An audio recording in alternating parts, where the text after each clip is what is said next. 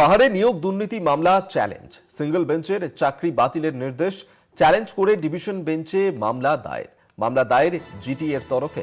বিচারপতি তপব্রত চক্রবর্তী ডিভিশন বেঞ্চে মামলার শুনানি। পাহাড়ে নিয়োগ দুর্নীতি মামলাকেই চ্যালেঞ্জ, সিঙ্গল বেঞ্চের চাকরি বাতিলের নির্দেশ চ্যালেঞ্জ করে ডিভিশন বেঞ্চে দায়ের করা হয়েছে মামলা দায়ের করা হয়েছে জিটি এর তরফে। বিচারপতি তপব্রত চক্রবর্তীর ডিভিশন বেঞ্চে সেখানেই মামলার শুনানি হবে। পাহাড়ে নিয়োগ দুর্নীতির মামলাকে চ্যালেঞ্জ জানিয়ে মামলা জিটি এর তরফে।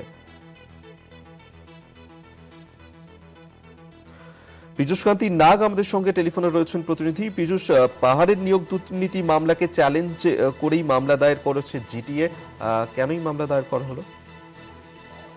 দেখো, বিচারপতি বিশ্বজিৎ বসুর নির্দেশে ৩১৩ জনের চাকরি খারিজের নির্দেশ দিয়েছিল কলকাতা হাইকোর্ট, এবং বিচারপতি বিশ্বজিৎ বসু সেই নির্দেশকে চ্যালেঞ্জ জানিয়ে ডিভিশন বেঞ্চে মামলা দায়ের হলো।